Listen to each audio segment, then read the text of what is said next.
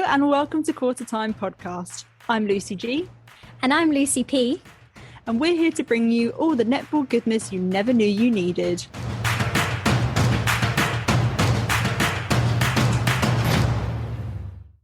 Hello everybody and welcome to another episode of Qtr Time podcast. The 2024 Netball Super League season is officially underway and we've seen all 10 teams battle it out on court in the first round of the season. So today's episode is going to take a look at that incredible season opener and run the rule over all 10 teams ahead of another huge season. So to help me with this, I've enlisted the expertise of two special guests. First up, a big welcome to my guest co-host, the incredible journalist and fellow netball nut, Chloe Merrill. How are you doing, Chloe? Yeah, very well, thank you. Thank you for having me on. No, thank you for coming on. I'm also delighted to welcome a friend of the podcast, a former England Roses captain, Sky Sports commentator and all-round netball legend, Pamela Cookey. How's it going, Pam? Thanks, Lucy. I'm well. Thanks for having me back on. Good. It is a pleasure. Thank you both so much for joining me for this preview episode. So as I mentioned, today's episode is going to preview all 10 teams starting from last year's Wooden Spooners through to the 2023 champions, now that we've seen them all in action for round one. But before we get there, we can't not quickly talk about the professionalisation of the league. Huge talking point from the off-season. England Netball, of course, announced the move to professionalisation for the Netball Super League from 2025 onwards, which I'm sure was very welcome news to fans globally, not just in the UK. There's still lots more detail to come on this. We don't actually know an awful lot, but we do know that the tender process is in progress. And there's lots of rumours around number of teams, broadcasting deal, etc., particularly given that we actually have less games streamed this year. This journey isn't going to be an overnight change, but we know that immediately clubs will have to have more games in bigger venues. There's an ambition to stream all games from 25 onwards, and there will be an increased focus on improving the match day experience as well. So much going on. So Pam, in your opinion, what do you think is the top priority to begin to take our league to the next level? What you mentioned there, being able to show all games will be a major start. I think week in, week out, to be able to get to know the teams, get to know the players, be able to see that progression, fans can really start to fully engage in the league, and you can have those stories, those threads, and you can really follow a team from start to finish and the league from start to finish. The other main thing is being able to better remunerate our players. If we want a higher standard, they need to be able to train more, have more time, but also have that rest time. So like the full package is not just about time on court, or time with a team, but being able to not have to think about other areas such as work or that kind of detracts you from being a professional athlete, so to speak. I'm always of the aim that education and an athlete always needs to be there. But it would be great for netball to be the full-time job. And if you can do that, that means players can commit fully and be able to increase their standard of play, much like we've seen in Suncorp Super Netball. Yeah, 100%. I think it's extraordinary, actually, the quality of some games that we do get, given that they have, full-time jobs, full-time education, etc. It absolutely blows your mind sometimes. It really does. And like I think about it back when I was playing, it was just the given. But you just did it, so you got on with it. But and you had to play at that level because that was kind of what you've committed to. But if you add on that, the extra time and that less worry about other things as well, imagine what these players could do.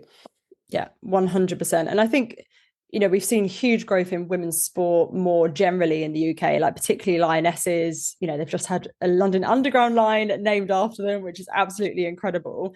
But in a way, the fact that they're having so much success, I think almost puts more pressure onto netball to have to sort of try and match that. And actually, Chloe, you said in an interview recently with BBC Radio Leicester, which I loved, that netball's kind of at like a do or die moment in its journey. Is this kind of what you mean by that? Yeah, there were two reasons why I said do or die. And I think the first one you've alluded to is women's football. And it's a behemoth. It's got the male gaze and it's got the results. We had our 2018 moment. They had their Euros moment. We had our silver medal. They had their silver medal. So they have all the reason to take up this space and be super popular. But we have to also try and figure out where netball fits into this pantheon of women's sports as it grows and develops. And I think we also have to be conscious. The Lionesses are a big deal here in the UK, but women's football in all well, in the top 5 netball nations, has done particularly well. The World Cup was in Australia and New Zealand, so they felt the impact of the Matildas, of Sam Kerr over there in Oz. And then, New Zealand's women's football team, I think, have just qualified for Paris 2024, which will be another big women's football event this summer. I think South Africa's women's team and Jamaica's women's team also made it to the round of 16 in the Football World Cup. So these are all things we have to just be conscious of it for that. And I think the other reason why I said it's do or die is that result that we had last summer. I think 2018 was a real lesson for netball in momentum.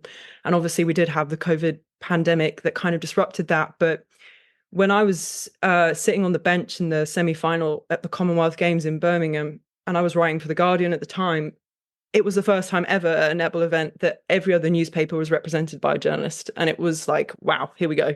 This is it. And then obviously the result didn't go our way. And then we didn't win the bronze. And then a year later, I'm in Cape Town. I'm the only British journalist there for the whole tournament. And then we made that semi-final, which was amazing. Then the Telegraph appeared. So there is really this connection being made by the media with the England national team results and attention. And I just think we can't let this slip again. So the professionalisation happening now is really important to capitalise on that. But the marketing needs to be on point. You and I both know, Lucy, we speak to grassroots players. They know the game they can play, but they don't know the game they could be watching. So all of this has to come together now. And the other thing I'm kind of conscious of is netball. We've been so used to that being the game that every girl in this country plays at whatever school they go to, no matter the fees or whatever, wherever you are, you can play it. But if women's football takes that or kind of muscles in, it's a different picture. So I think this is why I called it sort of do or die. So yeah, I feel like now is do. And I do actually think we're starting to enter that sort of threatening realm of netball not being like the go-to for. I know several schools who don't do netball at all at any for girls or boys, and like that is a real danger. And I think the whole marketing side of things as well, like it is absolutely fantastic that we're going to have one game around on BBC iPlayer, but with the announcement being so late, it left so little time to actually do any hype and build up to the season. And then you go onto the BBC Sport website and, we had to scroll down like 3 or 4 pages in order to get a tiny little article about streaming netball. So I feel like there's all this potential and I'm not 100% sure if we're quite hitting it yet. And with the professionalisation journey, I think they've stated it's like a 10-year plan. I'm sort of a little bit conscious that it might be too slow of a journey, and actually with all these threats coming at us as a sport, that potential to be left behind. But we did have a cracking season opener. We did have some really interesting games, shock results. We had a draw already, round 1 of the season. So hopefully the excitement and the momentum from the start of the season can carry us through. And with that in mind, let's get down to business. Let's take a look at our team. So first up is last year's Wooden Spooners, Cardiff Dragons. They had a bit of a tumultuous season last year with the departure of head coach Danny Titmus-Morris partway through the season. We saw the recruitment of Aussie Diamonds legend Jill McIntosh come in, but Dragons have had some fire recruitment in the off-season. They brought in some serious talent with the likes of Spar Protea and Kanisa Chawani, Aussie Jackie Newton, just to name a couple. So now, Pam, having seen a glimpse of them with that extraordinary draw against Mavericks, what's your assessment of the squad for 2024? What are the key strengths and weaknesses? Well, coming into this, they were one of my dark horses because, like you say, with those signings and those names, that is a force to be reckoned with. And I think Jackie Newton especially was key on Saturday. She came up with some amazing turnovers at crucial times. What did she get? 3 intercepts, 5 deflections, and 7 gains in total. And that was just in the defensive end. But what I saw from them is kind of a rise in their expectations of play. And I think having Chawani in at centre, but then you had Hannah Passmore, who got player of the match. Like when she came onto the court, that kind of composure she showed and her availability for ball was great. Up against the Maverick side, who we always say have that potential to be top 4, but just keep missing out. And they just rode and stood up to that pressure, and that's kind of why they got the draw. So interesting to see how they can progress further as the season goes on, but very impressed with what they did on Saturday. Yeah, 100%. I actually think Jackie Newton was robbed of player of the match, in my opinion. She had it all day long, either her or Leah Middleton. I thought they were extraordinary. And like you say, I think we saw this really great kind of fight back spirit from Dragons, which I would argue it's sort of been missing in previous seasons, or it hasn't been to the same degree. And now they also have the strength on their bench to call on as well. Is this a team that could contest for a top 4 spot? And I don't think we've seen them in top 4 since 2013. I don't think. Can they do it? We've not seen it for a very long time, and I think they're going to be up there. I think there's a few other teams that potentially could pip them to it, but I think they're top challengers for that top floor for sure. And I think like I said, as the season progresses, if they can get a few more wins under their belts, because they only got 2 wins last season, so 2 wins and a draw, 2 wins in the draw, exactly. So if they can get a few more, that confidence will then breed that kind of lifted elevation and lifted play, and I think they could provide some serious upsets throughout. Yeah, I totally agree. I think they're becoming slightly more unpredictable now. I think they've got loads of options across the court, sort of 2, sometimes 3 players deep. And I don't think they've had that level of strength previously. And there's huge momentum for Dragons off court as well, with like new sponsors coming in left, right, and centre. So yeah, hopefully we can see big things from them in 2024. So another one that was quite close during the season opener was Bath versus Sirens. So Bath came out on top with a narrow win, but I think we saw some pretty impressive performances from the Team Bath side. Pekova, Sophie Kelly, player of the match, Phoebe Maslin as well. She was quite good in that centre position. Pam, like, how do you think Bath have recruited for 2024? Is this going to be a side that's going to contend more than last year? I think so. Speaking to Asha, she's always, right from when she came in, was like, I want to go back to Team Bath's roots, like that culture, that expectation of players and setting that standard. And I think some of the players that weren't necessarily on the same wavelength or that same page have departed. And now she's got some people in that she feels will live and breathe that and what she's trying to do in her philosophy. If that does happen, then we can see some good things. I would, like you just said, Jada and Sophie Kelly, awesome. Like the youngsters were just flying, and I just love to see that. And I love to see their growth over these past just a few years. I know Sophie, we feel like she's been on the scene for ages, but she's never really had that proper chance, and she's getting that at Team Bath, and she's having to lead the way. At goal attack, 31 from 42 shots. That's ridiculous. Like, so good. And seeing Jada swing across to goal defense, so she had a little break in that third quarter and then came back on in the last quarter and was able to kind of start to develop that position. Asha's brought in the likes an Aussie and a Kiwi. Again, they're youngsters, but they have that mentality of being in a performance environment. It's now just whether all these players can gel on court and deliver what she's trying to achieve off court as well. We also saw Tash Pavlin back in, and I think it's been quite a long time since her injury, since she was on a Super League court. With Pekova in there, they kind of caused Sirens a lot of trouble getting that ball into the circle. But we also saw, I think was curious, was we didn't even see Emma Barry come on. Kadeen Corbin sort of came in more as an impact. Do you think this is kind of an unpredictable Bath side as well in terms of the kind of 7 that we'll see? It looks like that Ash is still kind of working on the formulas. Oh, definitely. And there's so many, like I say, different combinations and different styles you can play. Kadeen came on and brought some consistency in that goal shooting position. You can really tell she's trying to help Sophie kind of keep that calmness and keep her motivated and keep her excited about the game so she can just go out and play. Then you've got, like I said, bringing an Emma Barry on, that's more of a holding shooter and more of a target in that back. So that's, again, a different sort of play to contend with. Tash being back, I think, has been really great for the squad in terms of her leadership capability. She's just been living, like, what does she call her? Like a young puppy just waiting to be back on the court. So her kind of energy is also adding to that team. And I think as she gets more court time under her belt, because it's hard coming back from an injury, like you can do all the training and whatnot, but until you get like your lungs feeling what it's like to play in an actual game, it's very different. And I think as she gets more court time under her belt, her game will just improve even further. And that partnership with Jada, something to worry about for opposition teams.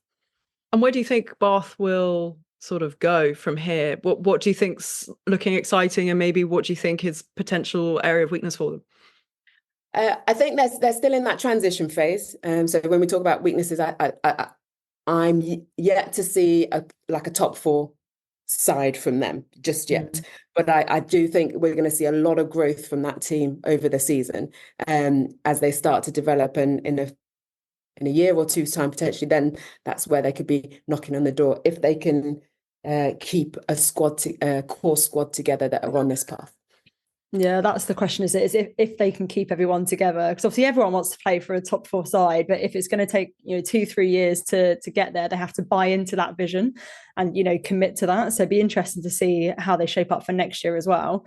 Moving on then to Strathclyde Sirens, they had a narrow defeat against Team Bath, who we've just spoken about. Not quite the start they would have wanted for 2024. Sirens have had, I think it's fair to say, a little bit of a difficult time since joining the Super League in 2017. I think it was the highest ever finishing position was both that inaugural year and in 2021 of 6th. Pam, what does Sirens need to do in order to turn their fortunes up and move their way up the ladder? Get their shots in. The main, over the past few seasons, and I know I keep drumming on about it, but it's a key thing in netball. You have to be able to score your goals, and I think that's just an area where they need to.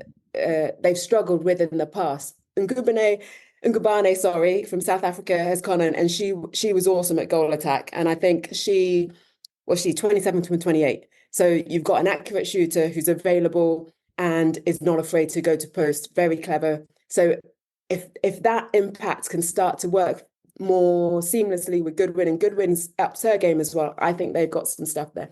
Vinkumbu at goalkeeper, she grew into the game, very quiet in that first quarter, but then come like the third, fourth, we saw her coming out with those intercepts that we know she can see, and that disruption in the back. We know for Sirens, it's for them, everybody needs to be on their game at the same time for longer. They just can't rely on one or two players to kind of come in and get intercepts or get turnover or slot their shots.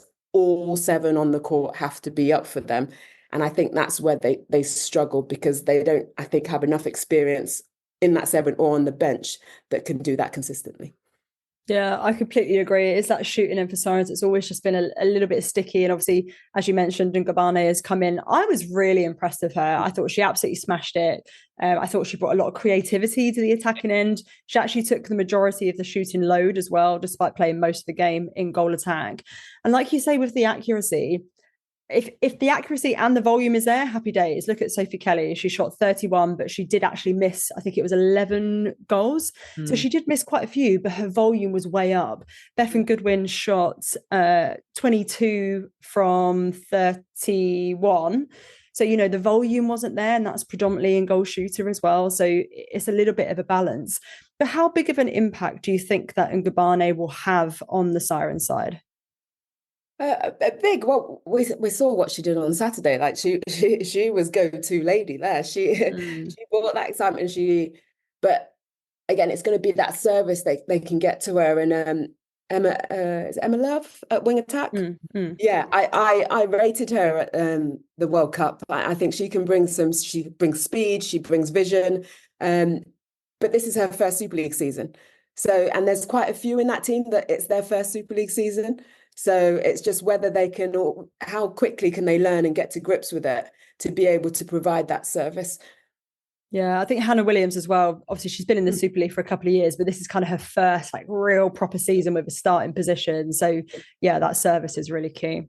I think also Millie Sanders is just kind of getting to grips with wing defence as well. I mean, I think she had an impact there. And I think maybe that's also why Tawera was able to pick up more ball out and goalkeeper. But I think there is a lot in Sirens to kind of mesh and gel, a bit like Bath. It'll be how they progress and how quickly they can progress. So let's move on to Leeds now. I think we can call it a bad day in the office, a bit of a nightmare start for them. Just 7 goals in the opening quarter and then defeated by 7 Stars by 16 goals. Jiva Bedtor, we had 5 deflections and 20 penalties, but learned after the game that she'd been suffering from some kind of illness. She still seems to be out with it, and that apparently was something that went through the team as well. But I think that kind of exposed perhaps a lack of depth in Rhinos. What do you think there, Pam? Is that going to be an issue for them? Yeah, definitely. And I think with the Rhinos, you had the spine that Liana talked about. So Jiva, Caroline Hanlon, and then Mvula at the shooting end. But you need them to have that support as well to be able to lift. And I found Jiva was left a bit isolated at times in the back. And I love Jiva. I've played with her since I was 17, and I think she's a phenomenal player. Even now, as in a ripe old age, we're not very old, but you can't do it all by yourself. You need that bit. And I think where at times she thought she had something covered, she was left in no man's land. And so that will have to develop for them to be more consistent in that defensive end.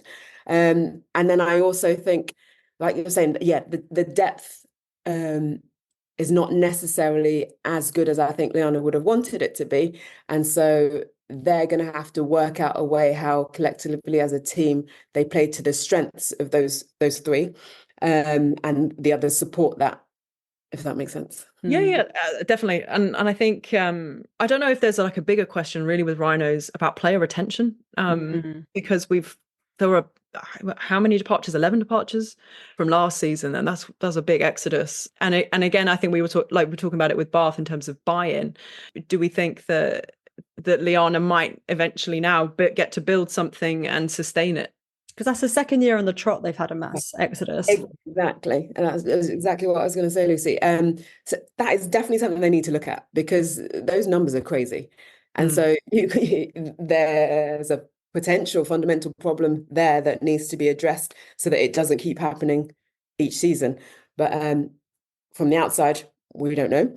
But it's, definitely, I agree with you, something that needs to be picked up. And if this now team is the one to kind of stay and gel and progress over a couple of seasons, then we could see something change from them. But remember last season, Vanderberg and Smith were supposed to be there. Yeah, and both injured. Both injured, couldn't come over. So that's a bit different. But the amount of players that have left, you just need to have a little think about that. And there were some big names that left: Oyosola, El McDonald, Nia Jones, etc. So it's not just the kind of players that aren't getting much court time that are the ones that are leaving as well. So lots to consider there. Moving on then to 7 Stars. Now, this is probably the most fascinating squad for me. I feel like Stars are kind of doing what Pulse did last year in terms of having like an uber stacked bench of people that could arguably in their own right be a starting 7 player. What are your thoughts on their recruitment for 2024, Pam? Yeah, Jo Tripp has played a blinder, hasn't she? But when we talk about players want to play for her, I've heard that before she signs anyone, she sits down with them, has a good, before I sign you, I'm going to speak to you 45 minutes at least, find out who you are, what your aspirations are, what you're trying to achieve. And then she can tell whether they're going to fit this environment or whether she can help them develop where they want to go. And if all that goes, they sign on the line and they're in. I think what she did last year in that first, she brought in a core group that weren't necessarily getting court time in other areas, but was still big name, very familiar players. And last season they got a lot of, especially Siggy Berger at goal shooter. How confident was she, and how accurate and how great was her play? And that was because of that additional court time, I think, and being in that environment. So now she's got that core group. She's now used this season to add a few more names into that to support it. And now you say you've got a bench, like Ella Powell-Davis is on the bench, like Lefebvre Radamant was on the bench. Like these are crazy names. But it allows her to be able to inject different styles, as we were talking about earlier, or different kind of mindsets into the games when she needs to. And Jazz Brown is amazing. Love her. And I think she is going to be a superstar in the future. And if she continues doing what she's doing, lots to watch out for there. Yeah, you've read my mind there, Pam. Let's talk about Jazz Brown. So she had 5 rebounds, 2 intercepts, 6 deflections at the weekend. And I think even last season, she'd really started to turn some heads. She is still relatively new to top flight netball, but she's got a really strong sporting background. I think it's basketball and tennis, Chloe, am I right? Yeah, tennis is a big one. Yeah, and from the season opener, I do think sometimes us netball fans can get a little bit too excited. We see one great game and we're like, oh, England. But is she one to watch for England? Oh, I definitely think so. And I think if she continues as she has been and doesn't, she's it's a fun weird one because we say, like you just said, oh, England, get her in now. I'm not sure getting her in now is the right move. I think she just needs a little bit more time to get to grips with Super League, get to grips with that kind of that mindset, but also the nuances of the game, because she's always already seeing so much, and that's why she's able to play as she plays. But just a little bit more, and then I think she'll be flyer. Definitely one for the future. Yeah, especially she's tall as well. We needed some height in that defense end. But we know that last season Joe Tripp targeted a 50% win ratio. I'm assuming they've gone for a slightly higher target this season. But when I was doing my predictions earlier, trying to write them all down, I was like, actually, this is potentially a top 4 team, right? Definitely, I think so. Definitely, they should be aiming for that, and it's theirs. I think also with this with Stars, and I think you can say maybe of Thunder, both teams struggled with injury a little bit last season. They both had to maneuver around, and it looks like Joe and Karen both went, right, I'm not doing this again. And I think that's why their recruitment, it looks so rich compared to everybody else's. But it also means they have a 12, like a kind of Aussie Diamond level of 12, where it's like, how can you prep for me? Because I can do this. I've got positions that are 3 players deep. I mean, Karen also will come on to talk about the strength of that midcourt, but what Joe has done potentially is give everybody a headache trying to prepare for her, because, you know, who's going to play out where, you don't really know. And then that last sort of 4 minutes of the Rhinos game when their Stars bench emptied, I think the arena went, oh, so like Rhinos were probably never going to win that with those players sitting there waiting. So yeah, I think as you say, it's a super. I think they're a top 14 for sure. I actually forgot how stacked they were. I was sat next to someone. I was like, hang on a minute, is that Ella Powell Davies? Like, is that Betsy Creek? Like, what? Okay.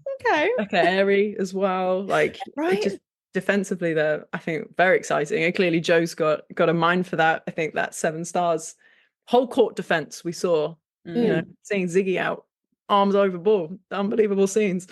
So we're talking about top 4, and we mentioned Saracens Mavericks briefly earlier, and sort of being on the edges of that defense end, we're all agreed is probably one of the hottest in the league, backed by the anchor of Raz Quashie, but Vicky Oyosola, Jodie Gibson, Zaranika in there. Pam, we often say defense wins championships. Is this defense end going to get Mavericks that top 4 spot, do you think? Or is it a bigger picture than that? Bigger picture, yes, defense contribute, and so do the attackers to win. But no, that, like you've just said, that defensive end is stacked, and we saw how much ball they could turn over, and the fact that they can interchange as well. So similar styles at times, but different, if that makes sense. So when they have substitutions or changes in the back 4, it's still seamless because they all kind of know how each other work and what they're trying to do and where they're trying to win ball.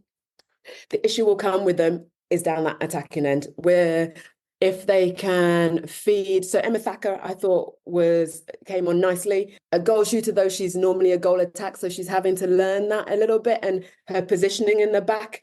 She's not that much of a holder. She wants to come forward for the ball. And so for her feeders coming through, it's just getting that mindset where she wants that placement of ball. And we kind of heard Camilla saying at a Qtr Time, like, just give her the ball, just pass it in there. But sometimes it's easier said than done. And until they fully grasp how that is going to work, it could be tricky. Also, they're used to playing with Venter, and they probably would have prepped to feed, because Marie, she loves to hold for that backspace. And if Georgia Lees, the attacking end have been working on feeding that, and then you bring an Emma Thacker in, that mindset completely changes, and what you need to do completely changes. So it might take them a bit of time just to figure out their attacking end, but defensively they looked on point. I think also we have to acknowledge that Lisa Mather was supposed to be in that team, and she was lost during that sort of post-recruitment period. Can we quantify what that means? Did we see what it means to have lost her there? Should Mavericks have gone for, because they elevated a training partner, is that right, into centre? Yes. Should they have maybe looked outside to go for a like for like? Potentially, if they'd had time, they would have looked elsewhere for someone probably of just a higher standard with more experience. Also, it's again about time. So I know Mavericks preseason was intense. Like they were together a lot, and so you would have worked on certain things, and then for those changes to happen potentially later than would have been comfortable, especially with Marie as well. They would have thought she would have been starting. So you then have to switch up your tactics, and that takes a bit of time if you've honed something for so long. So yeah. It's a bit of a tricky one with Maverick. Like I've got such a soft spot for them, and I've been rooting for them to get that fourth top four position for so many years. And I really do hope that this is. Well, I also want Dragons to make top four, and I also want Stars to make top four. So I'm going to firmly sit on the fence on that one. Moving swiftly on to Surrey Storm.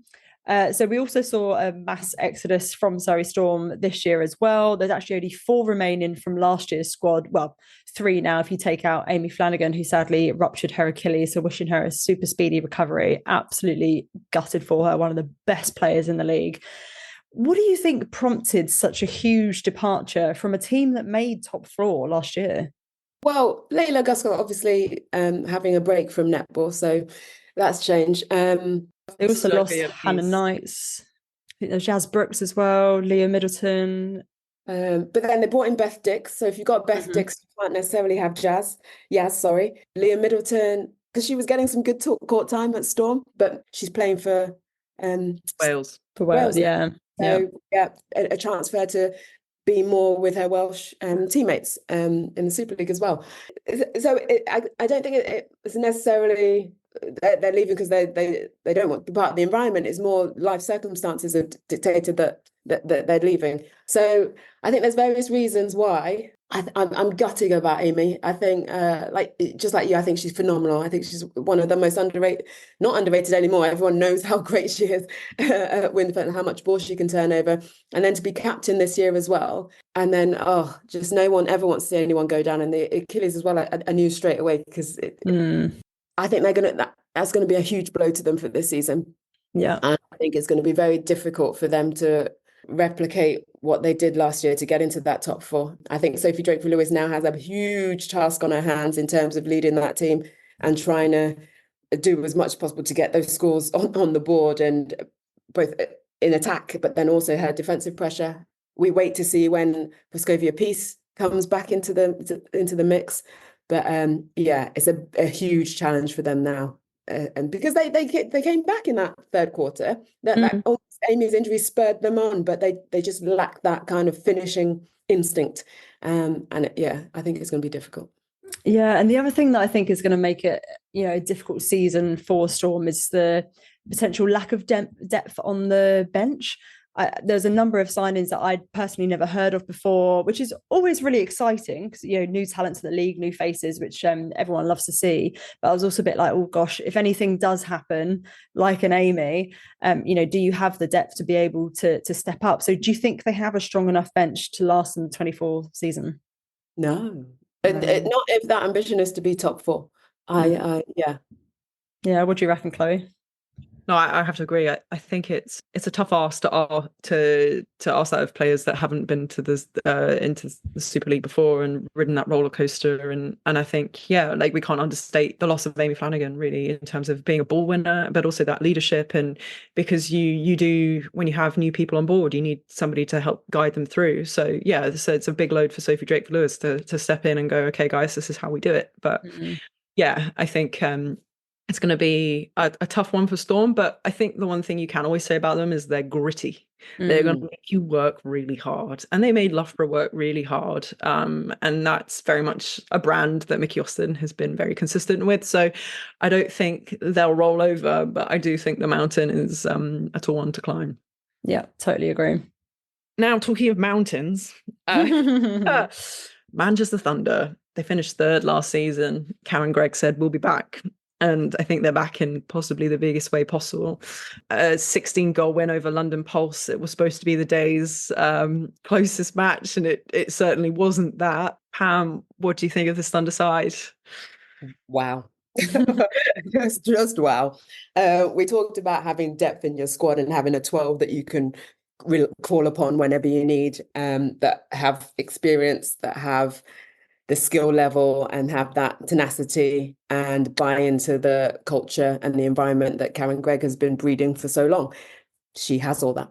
So I think Manchester Thunder are going to be a very hard team to beat. Also, they have versatility. The different players, like we talked about 7 stars, different players can come on and provide something, a different option that teams have to go, okay, I'm not quite sure what Manchester Thunder are going to bring today, because it could change in every area of the court. So, yeah, she's done well. I think that was most obvious in this Reed Pearson circle. They were sharing the load. Yeah, I think it was beautiful to watch. And clearly an example of, because I think we have to acknowledge that some of the teams didn't have all of their players until about 2 weeks ago because of the international period. So she's clearly been working with Pearson and Reed, who have that relationship from England A, I think.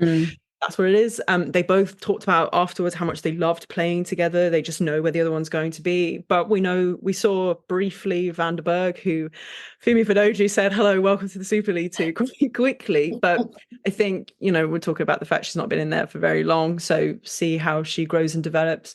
Anya Williams is also in the wings, which I think is another thing we have to talk about with this Thunder 12, where it's not super talent all the way through. We still have that commitment to the pathway that they've always stayed true to. So we'll see. She wasn't available for the game, but she'll no doubt make an appearance. So yeah, and I think that one thing that looked like caught pulse out was that full court defense. That seems to be a big part of the Thunder brand.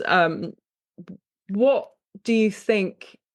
Is there any kind of chink in this armor for teams to exploit, Pam? There's always a chink that you need to find, and I think for Thunder in the past it's been whether they could, sometimes when the thread unravels a little bit, then they go into a spiral.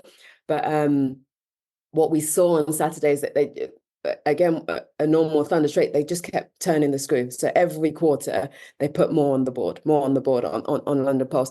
I think up against London Pulse, we thought it would be the game of the day. I'm not quite sure Pulse are at that level where we thought they would be. So you have to take that into consideration as well. I've not answered your question about the chink. I need to see more first, and then I'll be able to see those little bits. But it will be, when you have so many stars, everybody wants to play. Or so it's just whether you can manage that team and they all know what their role is in the squad, so that even if they're not on court, they're still contributing and they feel part of it. Yeah, and I think that's a question we can probably worth checking in on with Joe Tribb and Karen midway through the season, and ask how that their environments are going, given the talent that they have and how they're sustaining that, because that's going to, as you say, I'm sure it will be develop as it goes on. And then I think the other thing that maybe stood out, if we can add that to the list, is the unforced error count was sort of ridiculously low, penalty count ridiculously low.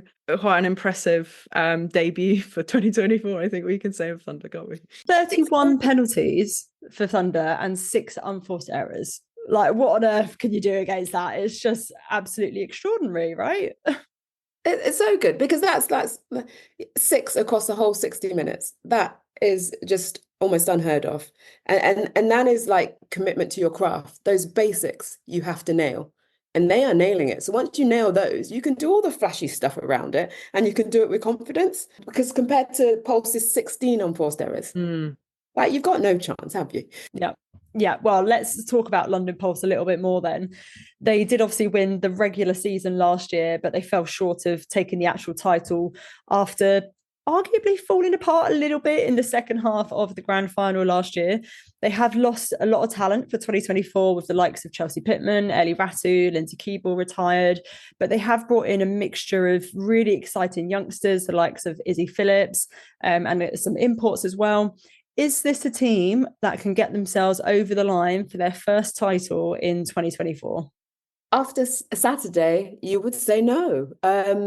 That did not scream a Pulse that was developing on top of what that we've seen over the past few seasons, which is a real shame, because I was really looking forward to that and really thinking that's something that could progress. I think they have missed out. So Jade only played the first quarter and then came off. So that experience there, I wasn't quite sure. I know trying out some of the youngsters and giving them experience was an aim, but I think they really missed Jade. I think you've also lost Chelsea. You also lost Lindsay Keeble. So again, that spine of experience has gone from them, where the youngsters, I think, were kind of building off of and were able to just play their game because you had the structure. So I think, like I said, 16 unforced errors is very difficult to come back from. You let the opposition get on top and they really pin you down. And you could tell by some of the faces on court that they didn't look settled, or they didn't look comfortable. We'll see how the season develops, I think. But I think if you base it on what we saw on Saturday, I think it's going to be a huge mountain to climb if that top four again is where they want to be. I mean, you have to assume that there's more to come from them. Like that entire starting lineup, every single one of them was part of the Roses program. So to perform the way that they did, I think was quite uncharacteristic of them. But I do think that some of the changes that were made were a little bit questionable. Like you say, to take the experience of Jade off, which then leaves you with Izzy Phillips, who I think possibly was it her debut, I think. Says Izzy Phillips, Liz Scholes, this is her first kind of proper season. You know, she did like half a game most of the season last year.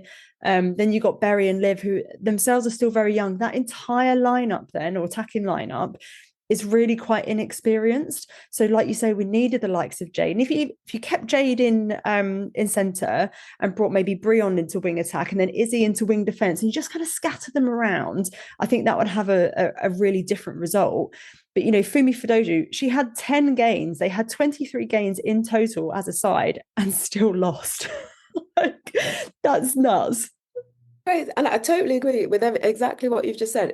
Because we know Fumi with turnover ball. We know that, and with Hallie in the back, like as I say, in the England lineup. So they're strong. They're going to turn over some ball, but it doesn't matter if you can't get it through, or if you're killing yourself with these unforced errors, because then all the confidence starts to drop. Totally agree. I think they lack experience in terms of years of ingrained kind of been in the Super League. They've had all those battles. They've worked themselves out of it. They've done, yes, Liv is in the England squad. Yes, Berry's in the England squad, but they're not battle hardened players, I would say. And I think that's where they struggled.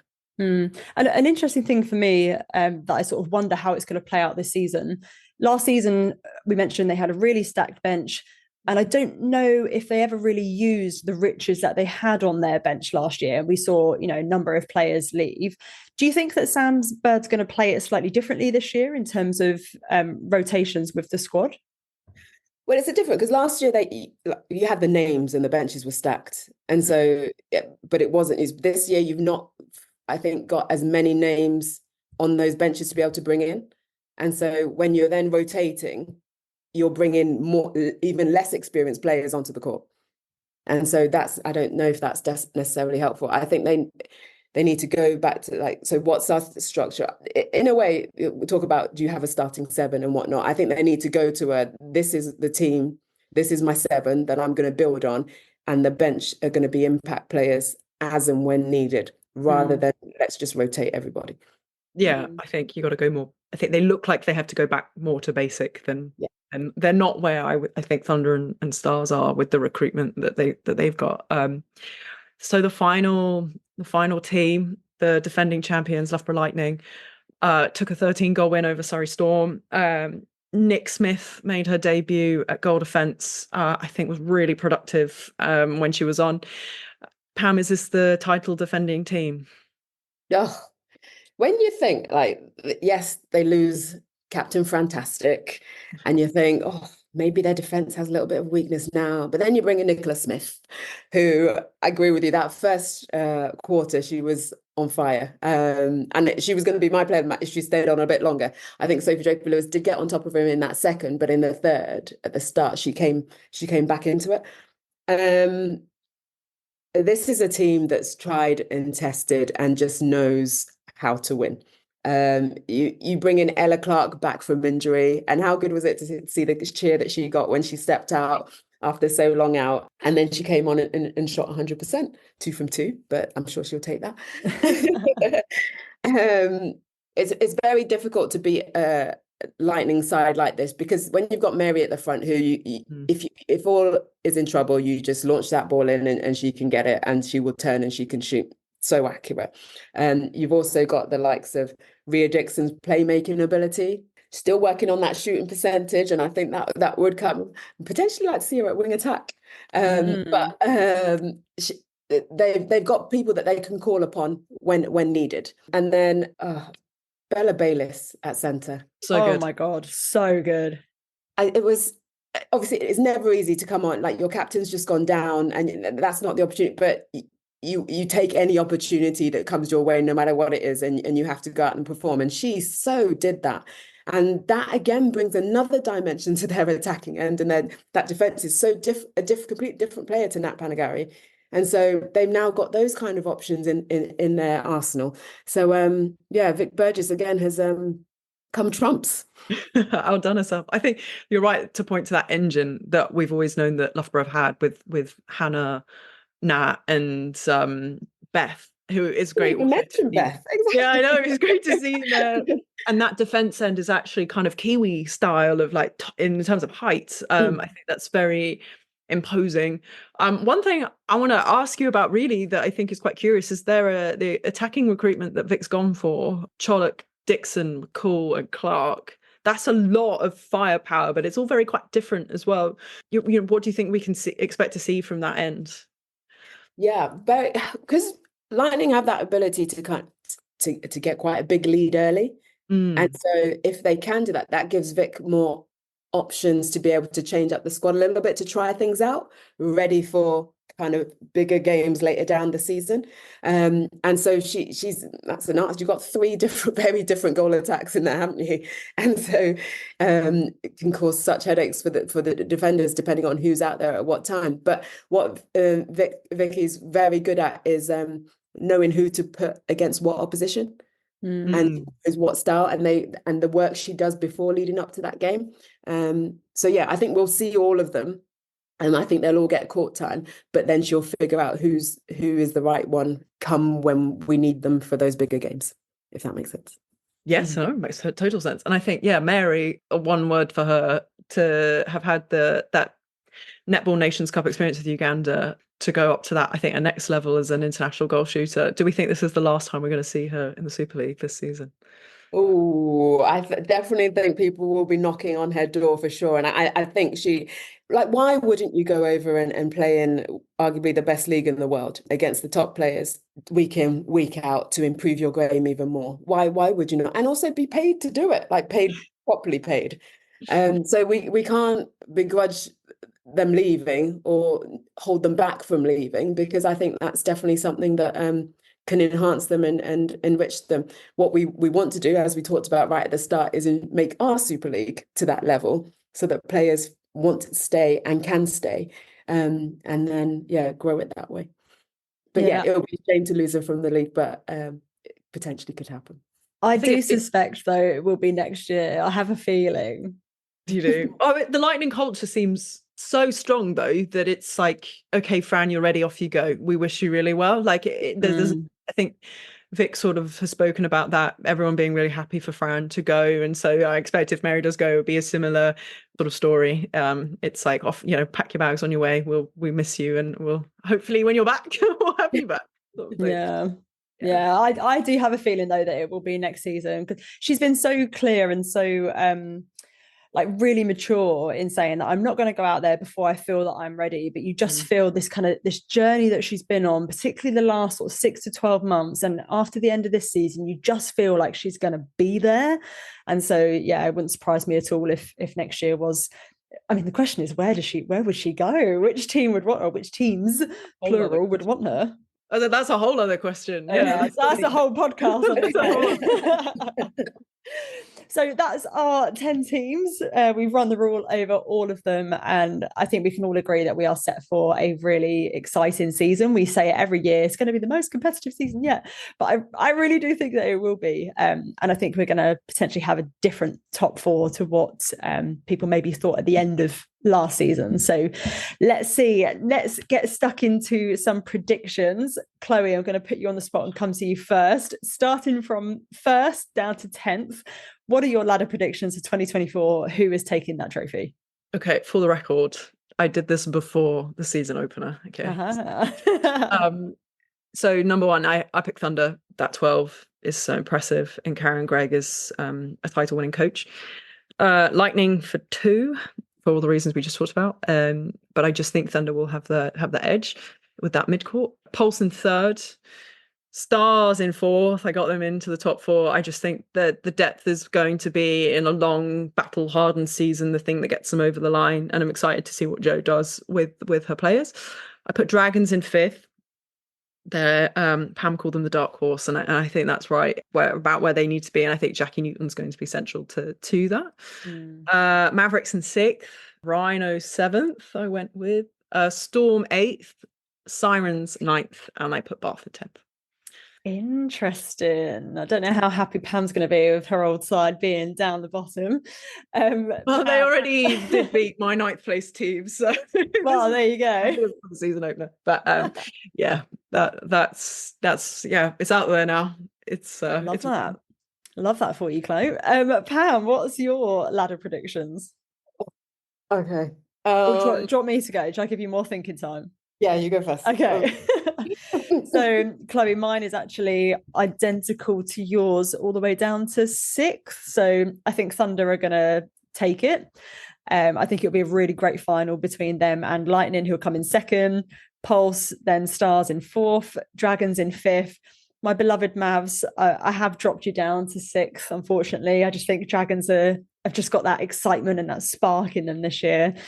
I've put Storm in 7th, Rhinos in 8th, Bath in 9th, and Sirens in 10th. So we'll have to see how I go. Pam, hit me. Okay, so I've gone Thunder 1st, Lightning 2nd. I'm going to put the 2 dark horses in there. Stars 3rd, Dragons 4th. Ooh. Pulse 5th, Mavs 6th, Storm, Team Bath, Rhinos, Sirens.